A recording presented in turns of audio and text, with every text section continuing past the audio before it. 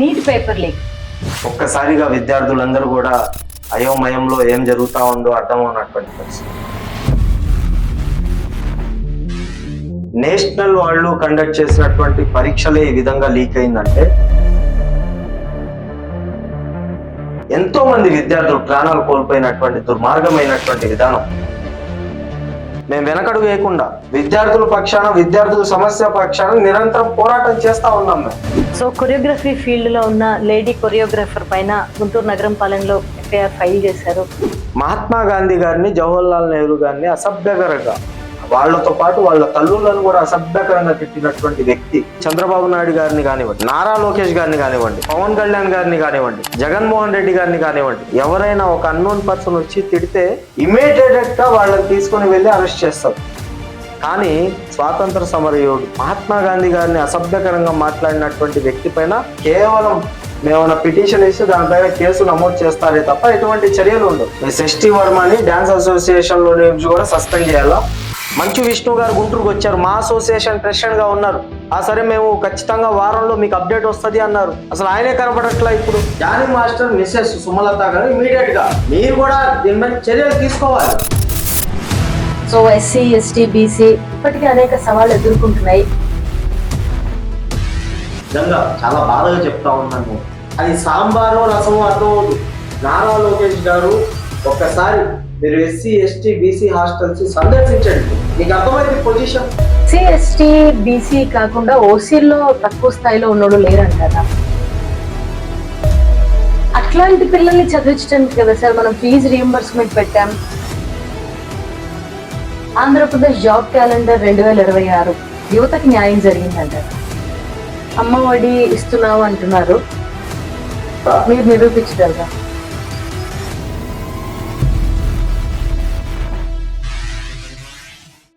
విద్యార్థుల భవిష్యత్తు ఎన్ఎస్యుఐతో నిజాయితీ సంభాషణ. నమస్తే అండి, welcome to hexa rich digital podcast.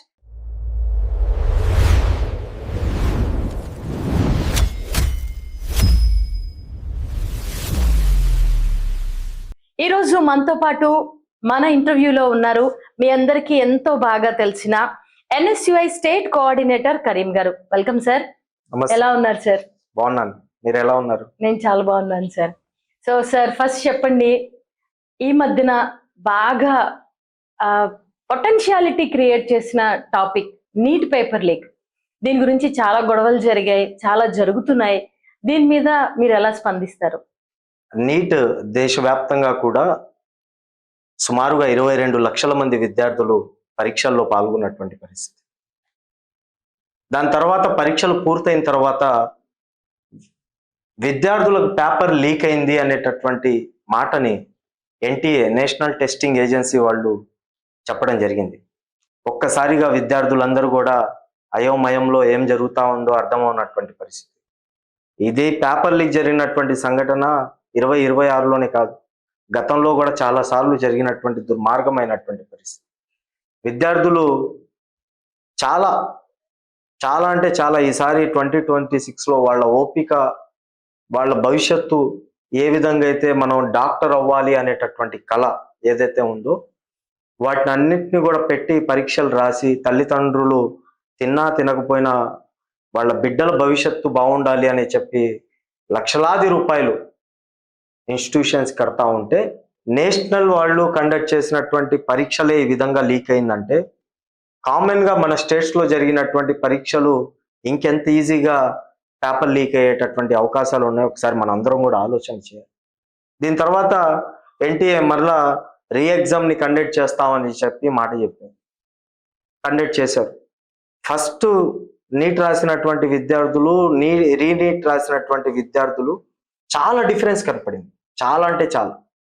First నీట్లో pass అయినటువంటి విద్యార్థులు రీనీట్ ఎగ్జామ్స్ లో చాలా వరకు కూడా ఫెయిల్ అయినటువంటి పరిస్థితి. రీనీట్ లో ఫెయిల్ అయిన వాళ్ళు మెయిన్ నీట్ ఎగ్జామ్స్ లో పాస్ అయినటువంటి పరిస్థితి.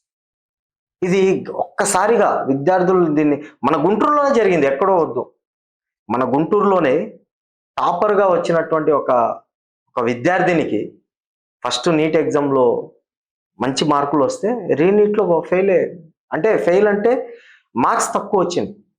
ఫస్ట్కి రీనీట్కి చాలా డిఫరెన్స్ వచ్చింది. దీన్ని ఇంకా దేశంలో ఉన్నటువంటి విద్యార్థులు యువత తట్టుకోలేక పరీక్షా పేపర్లు లీకేజ్ అవుతా ఉన్నాయి. దీనికి పూర్తిగా కేంద్ర విద్యాశాఖ మంత్రి ధర్మేందర్ ప్రధాన్ రాజీనామా చేయాలి అనేటటువంటి ఉద్దేశంతో దేశవ్యాప్తంగా కూడా నిరసనలు జరిగినాయి. మరికొంతమంది విద్యార్థులు నీట్ ఎగ్జామ్ పేపర్ లీక్ అయిన తర్వాత దాన్ని జీర్ణించుకోలేక ఆత్మహత్యలు చేసుకున్నారు. ఈ రోజుటికి 25 మంది దేశవ్యాప్తంగా 15 రాష్ట్రాల్లో విద్యార్థులు సూసైడ్లు చేసుకొని చనిపోయినటువంటి పరిస్థితి.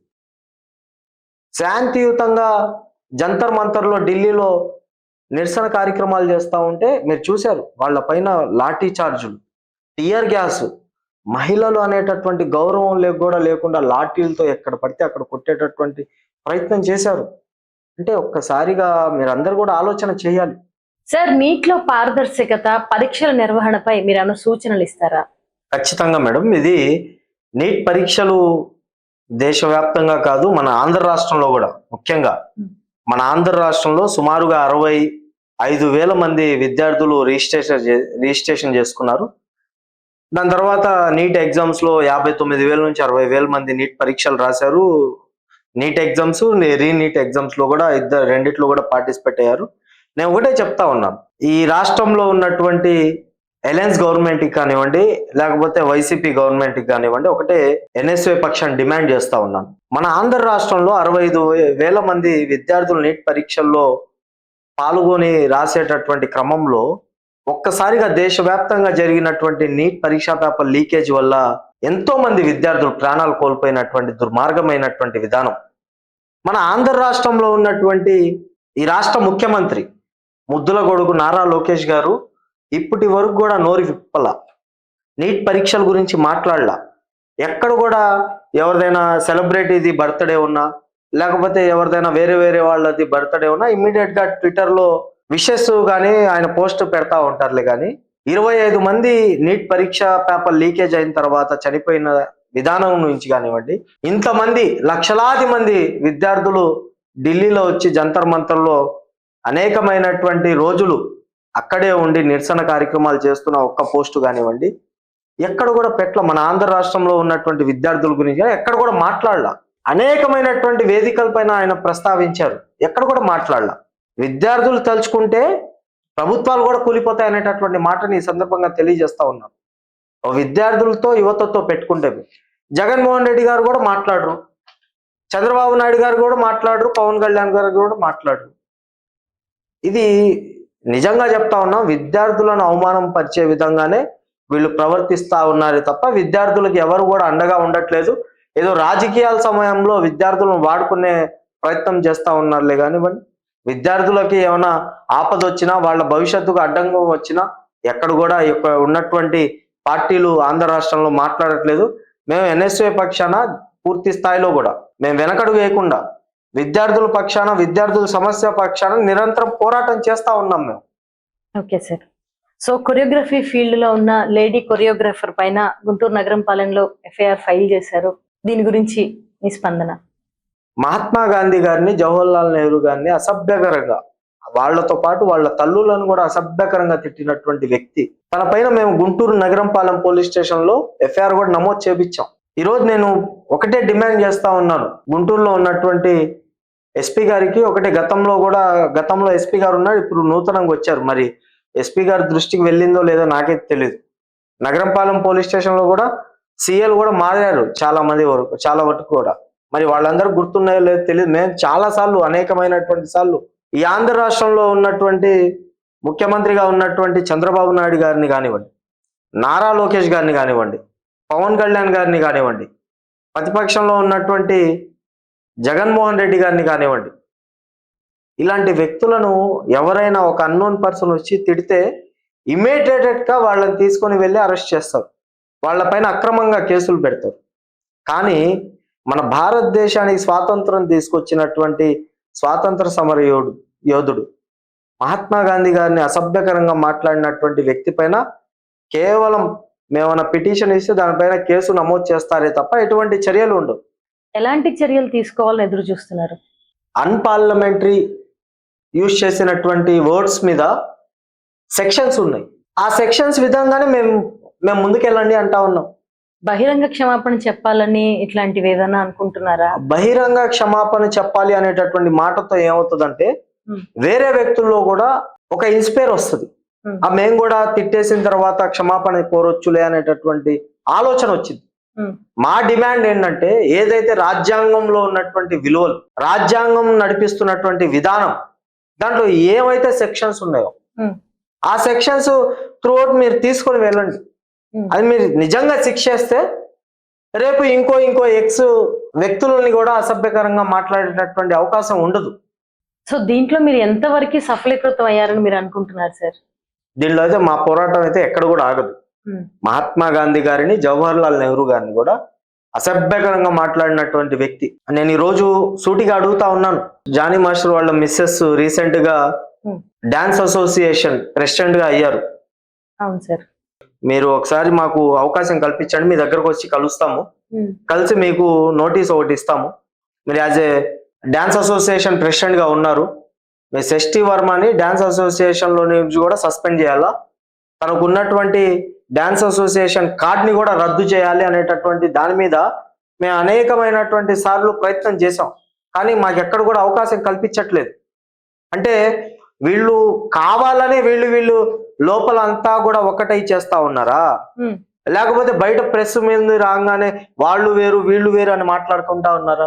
సో సృష్టి వర్మ గారిని ఎవరైనా సపోర్ట్ చేస్తున్నారు, సో ఇన్ని ఎలిగేషన్స్ వచ్చినా కూడా ఆవిడ ఇంకా బయట తిరుగుతున్నారు, అన్ని కొరియోగ్రఫీ ప్రోగ్రామ్స్ అన్ని చేసుకుంటున్నారు అంటే మీరు ఎవరి మీదైనా డౌట్ పడుతున్నారా? మేము ఒకటే తెలియజేస్తా ఉన్నాం, అదే చెప్తా ఉన్నాను నేను. లోపల వీళ్ళందరూ కూడా ఏకమై మాట్లాడుతా ఉన్నారు. ఉమ్, ఇప్పుడు జానీ మాస్టర్ మిస్సెస్ రీసెంట్ గా అసోసియేషన్ ప్రెసిడెంట్ అయింది. అవును. అయినప్పుడు మాకు కూడా అవకాశం కల్పించాలి. ఉమ్, ఇప్పుడు మొన్న రీసెంట్ గా మంచు విష్ణు గారు గుంటూరుకు వచ్చారు, మా అసోసియేషన్ ప్రెసిడెంట్ గా ఉన్నారు. అవును. ఆయనకి లెటర్ ఇచ్చాం, వెళ్ళి ఉమ్, లెటర్ ఇచ్చి, సార్ మీరు మా అసోసియేషన్ ప్రెసిడెంట్ గా ఉన్నారు, మహాత్మా గాంధీ గారిని, జవహర్ లాల్ నెహ్రూ గారిని అసభ్యకరంగా మాట్లాడినటువంటి వ్యక్తి, ఉమ్, మీరు ఇమ్మీడియట్ గా చర్యలు తీసుకోండి అన్నాం. సరే మేము ఖచ్చితంగా వారంలో మీకు అప్డేట్ వస్తుంది అన్నారు. ఉమ్. ఇప్పుడు దాకా ఆయన కూడా ఎటువంటి మాటలు కూడా మాట్లాడట్లా, అసలు ఆయనే కనపడట్లా ఇప్పుడు. సో మరి జానీ మాస్టర్ కానీ వాళ్ళ వైఫ్ కానీ దీని మీద ఎలాంటి చర్యలు తీసుకోవట్లేదు అంటున్నారు. సో దీని మీద మీ స్పందన? అదే చెప్తా ఉన్నాను మేడం, నేను పూర్తి స్థాయిలో కూడా నేను కూడా వాళ్ళ మీద డిమాండ్ ఎందుకు చేస్తా ఉన్నానంటే, డాన్స్ అసోసియేషన్ ప్రెసిడెంట్ గా వాళ్ళ మిస్సెస్ ఉన్నారు. ఉమ్, మిస్సెస్ ఉన్నప్పుడు మహాత్మా గాంధీ గారిని, జవహర్ లాల్ నెహ్రూ గారిని అసభ్యకరంగా మాట్లాడిన తర్వాత శశి వర్మ అనేటటువంటి కొరియోగ్రాఫర్ కి డాన్స్ అసోసియేషన్ కార్డు ఉంది, అక్కడ సంస్థలో తనకు ఉన్నటువంటి పేరు ఫీల్డ్ లో పనిచేస్తా ఉంది. నేనేం చెప్తా ఉన్నానంటే, అసోసియేషన్ కార్డుని రద్దు చేయండి మీరు. ఎందుకంటే మహాత్మా గాంధీ గారి పైన, జవహర్ లాల్ నెహ్రూ గారి పైన ఇదే తెలుగు ఫిలిం ఇండస్ట్రీలో స్టార్స్, పెద్ద పెద్ద స్టార్స్, హీరోలు వాళ్ళ మీద సినిమాలు తీశారు. ప్రజల్లో అవగాహన తీసుకొని రావాలి, వాళ్ళకి ఈ విధంగా ప్రేమ చూపించాలి అని చెప్పి ఎంతో మంది పెద్ద పెద్ద హీరోలు కూడా వాళ్ళ మీద సినిమాలు తీశారు. అంటే వాళ్ళని కూడా అవమానం పరిచినట్టే కదా. నేను అనేది ఏంటంటే, పూర్తి స్థాయిలో ఫస్ట్ ఒకటి చెప్తా ఉన్నాను, జానీ మాస్టర్ మిస్సెస్ సుమలత గారు ఇమీడియట్ గా మీరు కూడా దీని మీద చర్యలు తీసుకోవాలి. ఎందుకు తీసుకోరు? మీరు చర్యలు అలాంటప్పుడు చర్యలు తీసుకోకపోతే మేము ఒకటే అనుకుంటా ఉంటాం, మీరు ఒకళ్ళే, మహాత్మా గాంధీ గారన్నా జవహర్ లాల్ నెహ్రూ గారన్నా మీకు ఇష్టం లేదు అనుకుంటాం మేము. సో మీరు కోరుకున్న చర్యలు తీసుకోవాలని మేము కూడా అనుకుంటున్నాను సార్. ఎదురు చూద్దాం దానికోసం. సో నెక్స్ట్, ప్రస్తుతం మీరు NSUI స్టేట్ కోఆర్డినేటర్ గా ఉన్నారు. సో దీని బాధ్యతలు, దీని బరువులు ఒకసారి చెప్తారా? దీంట్లో బాధ్యతలు బరువులు ఏముండవు మేడం. ఫస్ట్ ఏంటంటే, ఒక ఆర్గనైజేషన్ పరంగా ఏదైతే ఇందిరాగాంధీ గారు ఉన్నప్పుడు ఎవరు కూడా విద్యార్థులు ఏ ఒక్క రాజకీయ నాయకుల దగ్గరికి వెళ్ళి మాకు ఆ పని కావాలి, ఈ సమస్యలు ఉన్నాయి, ఆ సమస్యలు ఉన్నాయి విద్యారంగంలో అని చెప్పేసి చేయి జాపాల్సినటువంటి అవసరం లేదు. విద్యార్థుల హక్కుల కోసం, విద్యార్థుల భవిష్యత్తు కోసం విద్యార్థులే పోరాటం చేయాలి అనేటటువంటి ఉద్దేశంతో NSUI ఆర్గనైజేషన్ ని స్థాపించడం జరిగింది. దాంట్లో నాకు అవకాశం రావడం నిజంగా నేను చాలా హ్యాపీగా ఫీల్ అవుతా ఉంటాను, నేను గర్వంగా ఫీల్ అవుతా ఉంటాను ఎప్పుడు కూడా. 2009 నుంచి 2008 నుంచి కూడా కాంగ్రెస్ పార్టీలోనే ఉన్నాను. దాని తర్వాత ఇప్పుడు మాజీ శాసనసభ్యులు, గుంటూరు తూర్పు నియోజకవర్గ మాజీ శాసనసభ్యులు మస్తాన్ వలి గారు ప్రస్తుతం ఇప్పుడు రాష్ట్ర PCC వర్కింగ్ ప్రెసిడెంట్ గా ఉన్నారు. ఆయన నన్ను 2021లో నేను చేసేటటువంటి పోరాటాలు, సేవలు విద్యార్థుల్లో కూడా అవగాహన ఉండి విద్యార్థుల కోసం పోరాటం చేస్తాడు అనేటటువంటి నమ్మకంతో ఆనాడు నా గుంటూరు సిటీ 2021లో గుంటూరు సిటీకి అవకాశం కల్పించారు. దాని తర్వాత డిస్ట్రిక్ట్ ప్రెసిడెంట్ గా అవకాశం వచ్చింది. ఈరోజు స్టేట్ కోఆర్డినేటర్ గా ఉన్నాను. ఇది నేను ఒక బరువు బాధ్యత అనుకోలే కానివ్వండి, నేనైతే నాకు ఒక అవకాశం కల్పించారు పార్టీ అధిష్టానం కానివ్వండి, పార్టీ కానివ్వండి, ఒక అవకాశం కల్పించారు. ఆ అవకాశాన్ని నేను సద్వినియోగం చేస్తా ఉన్నాను. ఎక్కడ కూడా విద్యార్థుల సమస్యలు ఉన్నా, విద్యార్థులకు ఎటువంటి ఆపదలు ఉన్నప్పుడు కూడా NSY గా మేమందరం కూడా, మా NSY గుంటూరు జిల్లా గుంటూరు నగరం టీం అంతా కూడా ఏ సమస్య వచ్చినా విద్యార్థులకు నిరంతరం వాళ్ళ పక్షాన్ని నిల్చొని వాళ్ళకి న్యాయం జరిగేంత వరకు కూడా పోరాటం చేసేటటువంటి క్రమం చేస్తా ఉంటాం. రీసెంట్ గా జంతర్ మంతర్ లో జరిగినటువంటి నీట్ పేపర్ లీక్ విషయంలో కూడా మీరు భాగస్వామ్యంలో ఉన్నారని తెలిసింది. జాతీయ అధ్యక్షులు వినోద్ ఝాకర్ గారి ఆదేశాల మేరకు నాకు అవకాశం ఇచ్చారు. మీరు ఢిల్లీ రావాలి, ఢిల్లీ వచ్చి ఇటువంటి కార్యక్రమాల్లో విద్యార్థుల పక్షాల పోరాటంలో మీరు కూడా అండగా నిలవాలి అంటే మేము కూడా ఢిల్లీ వెళ్ళడం జరిగింది. దగ్గర వారం రోజుల నుంచి అక్కడే ఉన్నాం. జంతర్ మంతర్ లో అనేకమైనటువంటి నిరసన కార్యక్రమాలు జాతీయ అధ్యక్షులు NSY జాతీయ అధ్యక్షులు వినోద్ ఝాకర్ గారి ఆధ్వర్యంలో మేమందరం కూడా పాల్గొనడం జరిగింది. ఇలా అక్కడ నేను కళ్ళారా చూశాను. చాలా కూడా విద్యార్థులు యువత ఏ విధంగా ఉన్నారు అంటే వాళ్ళు ఉన్నటువంటి భవిష్యత్తును కూడా మా చేతుల్లో నుంచి లాక్కుంటా ఉన్నారు. మేము ఇప్పుడు బయటికి రాకపోతే ఇంకా ఎప్పుడు బయటికి రాలేము అనేటటువంటి ఉద్దేశంతో వినూత్నమైనటువంటి నిరసన కార్యక్రమాలు ప్రతి రాష్ట్రాల నుంచి, ఒక ఆంధ్రప్రదేశ్ అనే కాదు, ఆంధ్రప్రదేశ్, తెలంగాణ, అస్సాం, జార్ఖండ్, ఇలా ప్రతి రాష్ట్రాల నుంచి కూడా విద్యార్థులు చాలా మంది విద్యార్థులకు న్యాయం జరగాలి, ధర్మేంద్ర ప్రధాని రాజీనామా చేయాలి, ఈ దేశ ప్రధానమంత్రిగా ఉన్న నరేంద్ర మోడీ గారు భారతదేశంలో ఉన్నటువంటి విద్యార్థులకు క్షమాపణ చెప్పాలి, హోమ్ మినిస్టర్ కూడా లాఠీ చార్జ్, టియర్ గ్యాస్ ఉపయోగించినటువంటి విధానం పైన హోమ్ మినిస్టర్ కూడా రాజీనామా చేయాలి అని చెప్పేసి అనేకమైనటువంటి నిరసన కార్యక్రమాలు చేశారు. పాపం చాలా వరకు కూడా విద్యార్థులు కూడా వాళ్ళకి సరైనటువంటి సౌకర్యాలు కూడా లేనప్పుడు కూడా రోడ్ల మీదే, ఎక్కడ కూడా వాళ్ళు ఇబ్బంది పడ్డాం. అయ్యో మేము ఈ రోజు రోడ్ల మీద పడుకుంటున్నాం, మాకు సరైనటువంటి వసతులు లేవు అనేటువంటి బాధ కానివ్వండి, అదేం లేకుండా ఇది నా పోరాటం, ఇది నా బాధ్యత. ఈ స్టూడెంట్స్ ని ప్రొటెక్ట్ చేయడానికి కూడా చాలా మంది సిక్కులు కానివ్వండి, జొమాటో నుంచి, స్విగ్గీ నుంచి జనాలు భోజనాలు పెట్టారు అని చెప్పి మనం ఇన్స్టా మొత్తం చాలా చూస్తున్నాం. ఇప్పుడు చాలా మంది మీరు ఇక్కడ ఆంధ్రాలో ఉన్నారు, మీరు ఢిల్లీ రాలేరు, మీరు ఏదో హెల్ప్ చేయాలనుకుంటారు, కానీ మీ వంతుగా స్విగ్గీలో, జొమాటో చాలా వరకు నా కళ్ళ ముందే చూశాను నేను. సో నైట్ పూట ప్యాకెట్స్ తీసుకొని వచ్చారని చెప్పి చాలా వరకు కూడా మానవత్వం ఎక్కడికి పోలేదండి. మనం అందరం అనుకుంటా ఉన్నాం మానవత్వం ఎక్కడికి పోలేదు. పోరాడే వాళ్ళు లేక మానవత్వాన్ని వాళ్ళు దాచుకుంటా ఉన్నారు. ఈరోజు పోరాడే విద్యార్థులు, యువత ఒక్కసారిగా రోడ్ల మీద రావగానే మానవత్వం ఒక్కసారి మేము కూడా ఏదో ఒకటి చెయ్యాలి అనేటటువంటి ఉద్దేశం. అసలు అక్కడైతే తిండికి ఎటువంటి ఆపద లేదు, మంచినీళ్ళకి ఆపద లేదు, ఏమైనా సౌకర్యాలకి ఆపద లేదు, అన్ని కూడా. సో నైట్ అంతా కూడా వాళ్ళందరూ జాగ్రత్తగా వాళ్ళందరినీ ఒక కవచం లాగా ఆడపిల్లల్ని, మగపిల్లల్ని, పడుకున్న వాళ్ళని చూడటం, అవన్నీ అసలు ఒక స్టేట్, ఒక కంట్రీ మొత్తం యునైట్ అయిందేమో అనిపించింది. So that's great sir. So సామాజిక న్యాయం గురించి చాలా రకాలుగా చర్చలు జరుగుతున్నాయి. సో SC, ST, BC ఇప్పటికీ అనేక సవాళ్ళు ఎదుర్కొంటున్నాయి. ఈ పరిస్థితి మారుతుందంటారా? నిజంగా SC, ST, BC హాస్టల్స్ లో ఈరోజు సమస్యలు చూసుకుంటా ఉంటే స్వాగతం పలుకుతా ఉంది. నిజంగా చాలా బాధగా చెప్తా ఉన్నాను నేను. ఈరోజు విద్యార్థులు తల్లిదండ్రులను వదిలి ఎక్కడెక్కడి నుంచో వచ్చి మన ఎంతో ప్రాముఖ్యతమైనటువంటి నగరం గుంటూరు నగరంలో ఎన్నో కాలేజీల్లో, చాలా కాలేజీలు ఉన్నాయి మన గుంటూరు నగరం.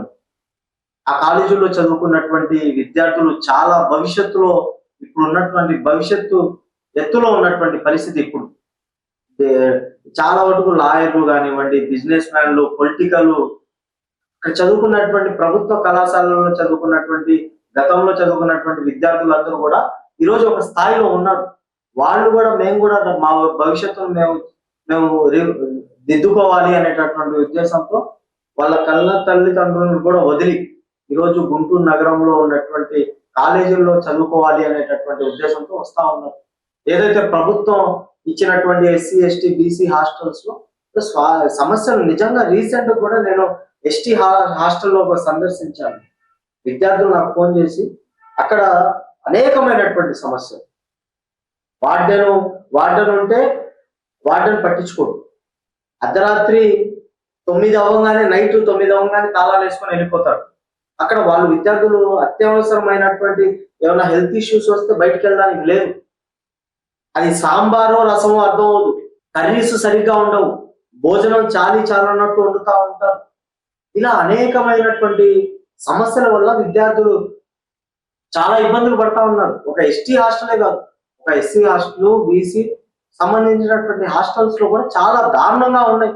మాలాంటి విద్యార్థి నాయకులు మేము వెళ్ళి హాస్టల్ సందర్శిస్తా ఉంటే నారా లోకేష్ గారు ఏమో మీరు విద్యార్థి నాయకులు హాస్టల్కి వెళ్ళకూడదు, మీడియా వాళ్ళు హాస్టల్కి వెళ్ళకూడదు అనేటటువంటి మాటలు చెప్తా ఉంటారు. ఇంకా దీనికి పరిష్కారం ఎలా అవుతుంది? ఇది ఎక్కడ కూడా లేదు.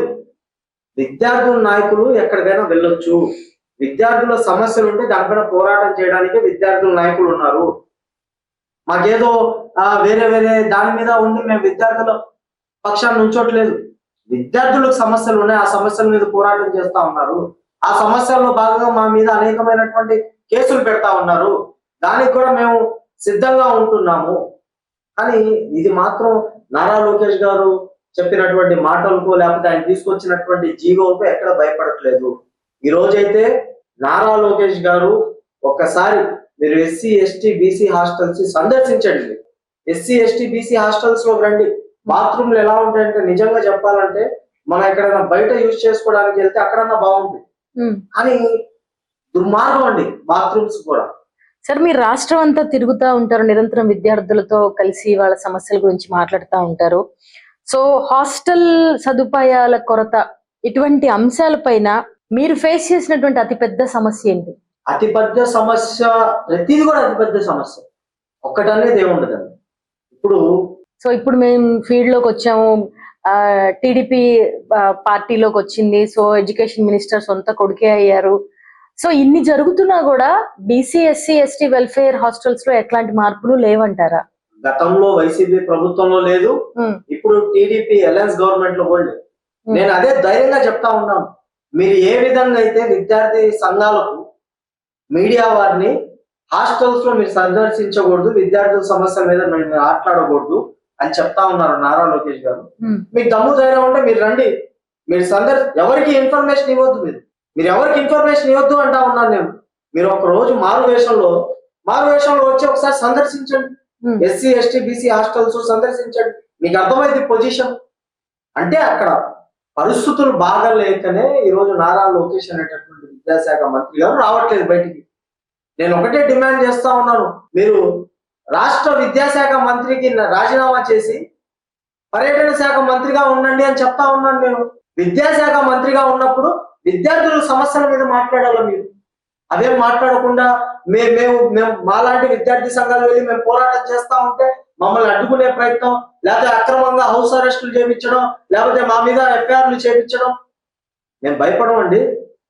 విద్యార్థి సంఘాలుగా మేము ఈరోజు ఒక ఎన్ఎస్ఏగా పోరాటం చేస్తా ఉన్నాం. మేము కేసులు మాకేం కొత్త ఏం కాదు, మీరు ఎన్ని పెట్టుకుంటారో పెట్టుకోండి.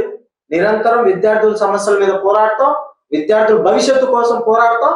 ఈ సందర్భంగా మేము నారా లోకేష్ గారిని డిమాండ్ చేస్తా ఉన్నాం. సో విద్యా అవకాశాల్లో సమానత్వం రావాలంటే కేవలం రిజర్వేషన్లు సరిపోతాయా? సో ఈ రిజర్వేషన్ సిస్టమ్ ని ఇంకా ఎట్లా చేస్తే బెటర్మెంట్ అనేది ఉంటుంది, ఫ్యూచర్ కి ఎంపవర్మెంట్ అనేది వస్తుంది అంటారు? రిజర్వేషన్ దాంట్లో ఏదైతే పాపులేషన్ కూడా పెరిగిపోయింది, అందరికి కూడా తెలుసు. ఇప్పుడు మనం 1 టౌన్ చూసుకుంటే మైనారిటీ సంబంధించినటువంటి పాపులేషన్ ఎక్కువ ఉంటుంది, 2 టౌన్ చూసుకుంటే చౌదరీస్ పాపులేషన్ ఎక్కువ ఉంటుంది. అలా పాపులేషన్ ఉన్నప్పుడు ఈరోజు ఏమైపోయిందంటే మేడం, ఉన్నత స్థాయి పేద బడుగు బలహీన వర్గాల సంబంధించినటువంటి విద్యార్థులకు అన్యాయం జరుగుతా ఉంది. ఫస్ట్ ఆఫ్ ఆల్ ఎక్కడ కూడా మీరు ఒక కింద స్థాయిలో ఉన్నటువంటి ఒక పేద కుటుంబం నుంచి వచ్చినటువంటి విద్యార్థినికి పెద్ద పెద్ద యూనివర్సిటీల్లో మీకు సీట్లు దొరుకుతాయా? మీరు చెప్పండి.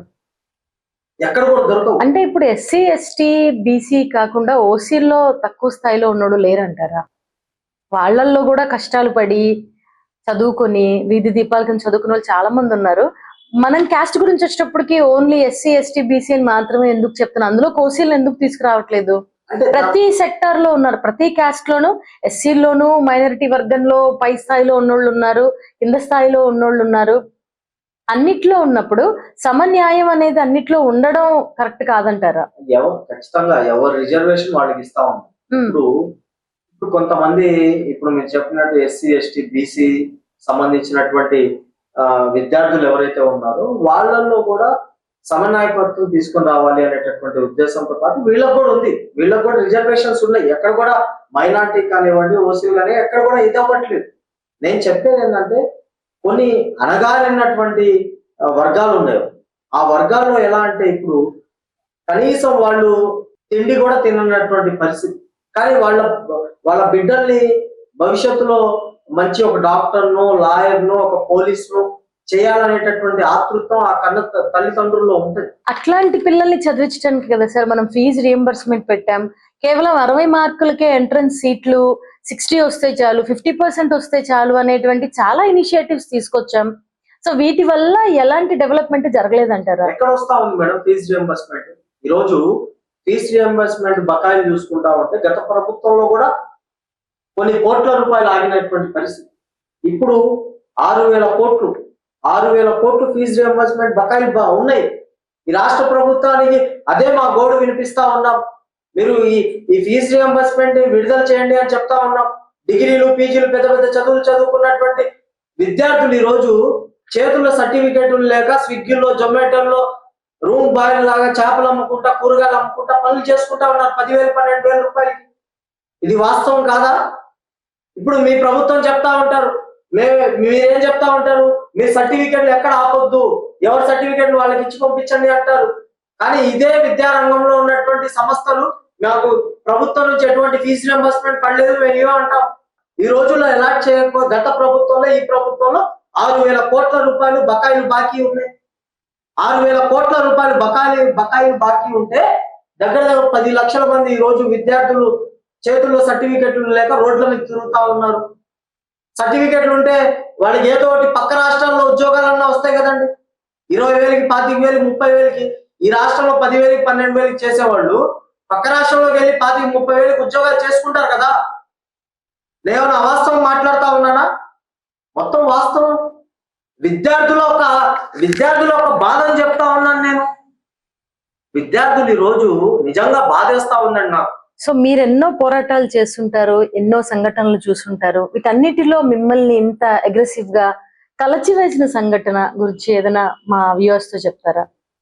నేనైతే ఒకటే చెప్తా ఉన్నాను, చదువు ఎంత ముఖ్యమో ప్రాణం కూడా అంతే ముఖ్యం.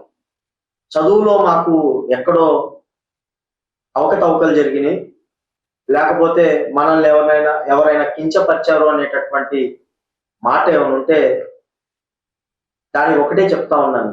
దానికి మీరు విద్యార్థులు కొంతమంది ఏమైపోతా ఉన్నారంటే సెన్సిటివ్ లోకి వెళ్ళిపోతా ఉన్నారు పూర్తిగా. నేను ఒకటే విద్యార్థులందరికీ కూడా ఒకటే సందేశం ఇస్తా ఉన్నాను, చదువుతో పాటు ప్రాణం కూడా చాలా ముఖ్యం. 9 నెలల పాటు తల్లి మనల్ని కడుపులో మోసి పెద్ద చేసి మన బిడ్డ భవిష్యత్తు బాగుండాలని చెప్పేసి వాళ్ళు కష్టపడ్డా కూడా కష్టపడిన విషయాన్ని కూడా మనకు తెలియకుండా వాళ్ళు మనల్ని పెద్దవాళ్ళని చేసి మన భవిష్యత్తు రూపురేఖలు మారే సమయంలో చాలా మంది విద్యార్థులు సూసైడ్లు చేసుకుంటా ఉన్నారు. దానికైతే నేను ఒకటే చెప్తా ఉన్నాను, చదువు ఎంత ముఖ్యమో ప్రాణం కూడా అంతే ముఖ్యం. మీరందరూ కూడా ప్రతి ఒక్కరు కూడా కన్న తల్లిదండ్రులను ఎప్పుడు కూడా వాళ్ళు ఇచ్చినటువంటి ఈ ప్రాణాన్ని అంత అలుసుగా మీకున్నటువంటి ఆలోచనతో దాన్ని తీసేయద్దు. ప్రాణం విలువ చాలా ముఖ్యం. Thank you sir. Andhra Pradesh job calendar 2026 యువతకి న్యాయం జరిగిందంటారా? ప్రతిపక్షంలో యువగలం పాదయాత్రలో ఉన్నప్పుడు నారా లోకేష్ గారు ఒకటే చెప్పారు, సంవత్సరం జనవరి 1వ తారీఖున జాబ్ క్యాలెండర్ విడుదల చేస్తాను అన్నారు. ఇదే నెలండి, ఆగస్టు. ఏం విడుదల చేశారు అంటే కేవలం వాళ్ళ మాయమాటలు యువతను విద్యార్థులను వాడుకోవాలి, ఏదో మన ప్రతిపక్షంలో ఉన్న అధికారంలోకి వచ్చిన తర్వాత ఏం చేసినా కూడా చెల్లిద్ది అనేటటువంటి ఆలోచనతో ఉన్నారే తప్ప ఎక్కడ కూడా లేదు. ఈరోజు మీరు నిజంగా మీ ప్రభుత్వం అధికారంలో ఉంది, ఉన్న తర్వాత మీరు నిజంగా చేసేటటువంటి సత్తా మీకుంటే 2,35,000 ఉద్యోగాలు ఖాళీగా ఉన్నాయి. ఇదే నారా లోకేష్ గారు మా విద్యార్థి సంఘాలందరినీ కూడా ఇంటికి పిలిపించారు. ఇంటికి పిలిపించి ఒక మీటింగ్ ఏర్పాటు చేసి మీరు ఒక 5-6 నెలలు మాకు అవకాశం కల్పించాలి, మేము ఖచ్చితంగా దీనిపైన ముందుకు తీసుకెళ్తాం అనేటటువంటి మాటలు, అనేకమైనటువంటి మాటలు చెప్పారు. మాకు డబ్బులు లేవు మా దగ్గర, ఏదో కేంద్రం మమ్మల్ని నరేంద్ర మోడీ గారు సహాయ సహకారాలతో ఈ రాష్ట్ర ప్రభుత్వం నడుస్తా ఉంది అని చెప్పారు. కానీ ఈ 2,35,000 ఉద్యోగాలు ఖాళీ ఉంది. ఈరోజు ఉద్యోగాలు లేక ఇందాక కూడా చెప్పాను, స్విగ్గీలో పని చేసుకుంటా ఉన్నారు. నేను అడుగుతా, మొన్న ర్యాపిడోలో ఎక్కి అడుగుతా ఉంటే డిగ్రీ అయిపోయిందన్న నాది, ఉద్యోగం లేదు, ఏం చేయాలి అర్థం అవ్వక ఇది చేసుకుంటా ఉన్నాను, రోజు ఒక 600-700 వస్తా ఉన్నాయి అన్న అంటా. తల్లికి వందనం, అమ్మఒడి ఇస్తున్నాం అంటున్నారు. అమ్మఒడి వల్ల నిజంగా వాళ్ళు ఇచ్చే డబ్బుల వల్ల విద్యార్థులకు ఉపయోగం ఉందంటారు? తల్లికి వందనం ఎంత అనౌన్స్ చేశారండి? 15,000 అని అనౌన్స్ చేశారు. ఈ ప్రభుత్వంలో ఎంతమంది ఉంటే అంతమంది 15,000 అన్నారా లేదా? గత ప్రభుత్వంలో ఒకళ్ళకి 15,000 అన్నారు. గతంలో వచ్చేసి 15,000 అంటే 13,000 చేశారు. వీళ్ళు కూడా 15,000 అని చెప్పేసి ఇప్పుడు వీళ్ళు కూడా కొత్త వారిగా వీళ్ళు కూడా కట్ చేశారు. కానీ ఉన్నోళ్ళు పిల్లలందరికీ ఇస్తున్నారు. 3 పిల్లలు ఉన్నా 4 పిల్లలు ఉన్నా అందరికీ ఇస్తున్నారు కదా. దీంట్లో ఉన్నటువంటి విషయం ఏంటంటే మేడం, నాకు తెలిసినటువంటి అవగాహన పార్టీకి సంబంధించినటువంటి వ్యక్తులకే వస్తా ఉంది కొంతమందికి, చాలా వరకు కూడా. మీరు నిరూపించగలరా? నేను ఖచ్చితంగా నేను నిరూపిస్తాను. మా ఫ్రెండ్ ఒకడు ఉన్నాడు, తనకి కారు ఉందనో లేకపోతే వేరేది ఉందని చెప్పేసి వాళ్ళకి 3 పిల్లలు కారు ఉందని చెప్పేసి, అంటే గతంలో ఎప్పుడూ ఉండేది కారు, ఇప్పుడు లేదు ప్రెసెంట్. ఇప్పుడు లేకపోయినా కారు ఉన్నట్టు అని చెప్పేసి దాంట్లోనే ఉంచి, అప్డేట్ లోనే ఉంచి చాలా వరకు కూడా ఏదో ఒకటి కారణం చూపిస్తా ఉన్నారు. అలా ఏదో ఒకటి సమస్యను సృష్టిస్తా ఉన్నారు. ఇప్పుడు తన పొజిషన్ ఏంటి? డైలీ 500, 600, 1,000 రూపాయలు సంపాదించుకొని ఆ 3 పిల్లల్ని పోషించేటటువంటి ప్రయత్నం చేస్తా ఉంటాడు. ఇప్పుడు ఇంట్లో ఉన్న 3 పిల్లలకి అమ్మఒడి పడలేదు, ఓన్లీ నాకు తెలిసిన ఈ 3కే పడట్లేదు. అంటే ఇలాంటి సమస్యలు చాలా ఉంటాయి. దీని మీద మీరు ఏం చర్యలు తీసుకోవాలి? నేను అనేది ఏంటంటే, ఇలాంటి సమస్యలు ఉన్న దాని మీద మీరు ఏ విధంగా సచివాలయాలు పెట్టారు, ఆ సచివాలయాల్లో మీకు ఎందుకు రావట్లేదు, ఎందుకు పడట్లేదు, ఇప్పుడు పడుతున్నాయి అని ఎంత గొప్పలు చెప్పుకుంటా ఉన్నారు. ఇప్పుడు స్కూల్లో కూడా దీనికోసం లీప్ యాప్ అని, పేరెంట్స్ తో ఇంటరాక్షన్ అని, ఇవి చాలా పెట్టారు కదా సార్. వీటి వల్ల ఎలాంటి ఉపయోగం జరగట్లేదు అంటే వాళ్ళు ఏం చెప్తారు, మేము అప్డేట్ చేస్తే అది అవ్వట్లేదు. ఇప్పుడు వీళ్ళు చేపిస్తా ఉన్నారు మేడం, ప్రతి స్కూల్లో కూడా చేపిస్తా ఉన్నారు, కరెక్ట్ పొజిషన్ నడుస్తా ఉంది. ఇప్పుడు వీళ్ళు ఏం చేస్తారంటే, మేము అప్డేట్ చేసాం, అది అప్డేట్ అవ్వట్లేదు, మేమేం చేయాలి అంటే, అది ఎక్కడ పొరపాటు అవుతుందో, లేకపోతే అధికారులే కావాలని దీన్ని మళ్ళీ నెల వీళ్ళకి 3 ఉన్నారు, 15 45,000 మళ్ళీ ఎక్స్ట్రా ఎక్స్పెన్స్ ఇవ్వాలేమో అనేటటువంటి ఉద్దేశంతో ఫేస్బుక్, ట్విట్టర్ అన్నిట్లో 4 పిల్లలు ఉన్నారు, మాకు 52,000 వచ్చిందని చెప్పి ఓపెన్ గా పోస్టులు పెడుతున్నారు కదా సార్. అందరు పెట్టట్లేదు, ఉన్నోళ్ళు పెడుతున్నారుగా. అదే వచ్చిన వాళ్ళు పెడతా ఉన్నారు. అంటే పడుతున్నాయనే కదా అర్థం. నేను పడట్లేదు అనట్లేదు మేడం, మీరు నా మాట మీకు అర్థమైందో అర్థం లేదు. పడట్లేదు అనేటటువంటి మాట చెప్పట్లా, అందరికి పడట్లేదు అంటున్నా నేను. సో వాళ్ళ క్రైటీరియా మీట్ అవ్వని వాళ్ళకి పడట్లేదు. దీనికోసం మనం ఏదైనా చర్యలు తీసుకోవాలి. కొన్ని మేజర్ ఇష్యూస్ ఉండొచ్చు. ఇప్పుడు ఏ విధంగా మీరు అమ్మఒడి, ఇప్పుడు ఉన్నటువంటి అధికారంలో ఉన్నటువంటి పార్టీ నాయకులు ప్రతి సంవత్సరం మేము ప్రభుత్వం నుంచి ఏదైతే అమ్మఒడి వేస్తా ఉన్నామో అని చెప్పి మీరు చెప్పుకుంటా ఉన్నారు. మీరు చెప్పుకోండి, మంచిదే, మేము కాదనం దానికి. రాని వాళ్ళకు కూడా మీరు ఎందుకు ఇప్పారు, ఏమన్నా అక్కడ ఏమైనా ఎలిగేషన్ ఉంది, ఆ ఎలిగేషన్ ని మీరు క్లియర్ చేపించి ఎందుకు వేయించారు అంటాను నేను. అక్కడ ఫ్రంట్ డెస్క్ లాంటిది ఏదైనా ఏర్పాటు చేయాలి కదా, ప్రాబ్లమ్స్ సార్టిఫై చేస్తే ప్రాబ్లమ్స్ అంటారు. NSUI తరపున జాబ్ క్యాలెండర్ అంశంపై మీరు ప్రభుత్వం ముందు ఉంచిన ప్రధాన డిమాండ్లు ఏంటి? నేనైతే NSUI పక్షాన ఒకటే డిమాండ్ చేస్తా ఉన్నాను, ఏదైతే నిరుద్యోగులకు న్యాయం చేయాలి. నిరుద్యోగులు ఈ స్థాయిలో వాళ్ళు పెద్ద చదువులు చదువుకుని ఈ స్థాయికి వచ్చి వాళ్ళకు ఉన్నటువంటి కళలను మధ్యలోనే అణచివేసేటటువంటి ప్రయత్నాలు జరుగుతా ఉన్నాయి. నేను ఒకటే ఈ రాష్ట్ర ప్రభుత్వానికి డిమాండ్ చేస్తా ఉన్నాను, ఏదైతే ఈ రాష్ట్రంలో ఖాళీగా ఉన్నటువంటి ఉద్యోగాల్ని భర్తీ చేసేటటువంటి ప్రయత్నం చేయాలి. మీరు నారా లోకేష్ గారు చెప్తా ఉన్నారు, మేము పక్క దేశాల నుంచి ఆ కంపెనీలు వస్తా ఉన్నాయి, ఈ కంపెనీలు వస్తా ఉన్నాయి అని చెప్తా ఉన్నారు. ప్రభుత్వం, టీడీపీ ప్రభుత్వం అలయన్స్ ఏర్పడిన తర్వాత ఒక్కసారి పెట్టారు జాబ్ మేళా అనేటటువంటి పేరుతో.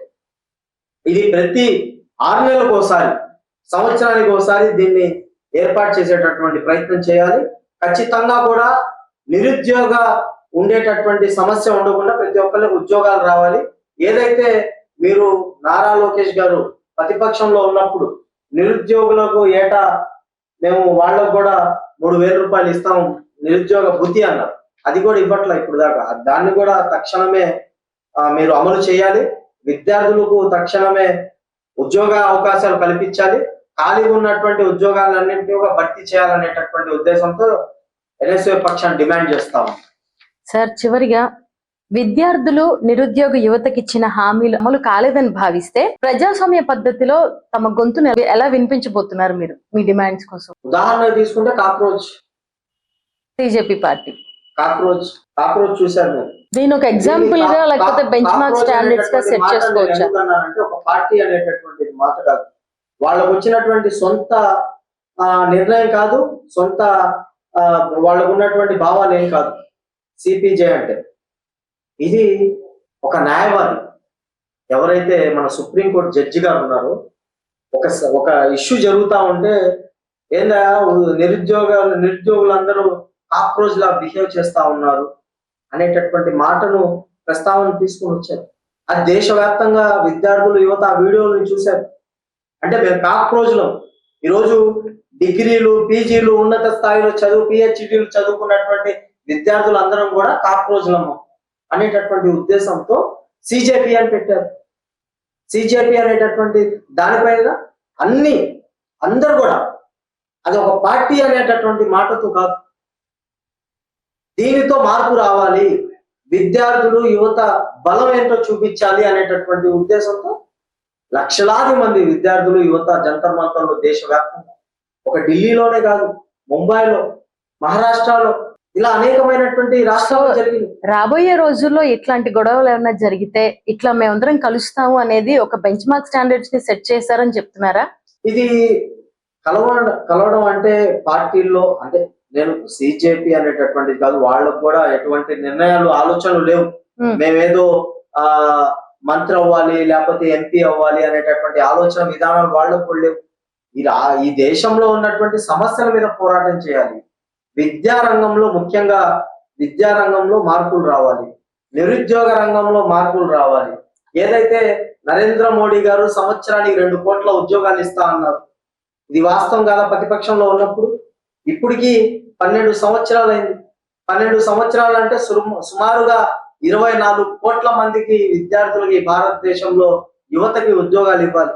ఎంతమందికి ఇచ్చారు? సంవత్సరానికి 1 కోటి మందికైనా ఉద్యోగాల అవకాశాలు కల్పిస్తా ఉన్నారా?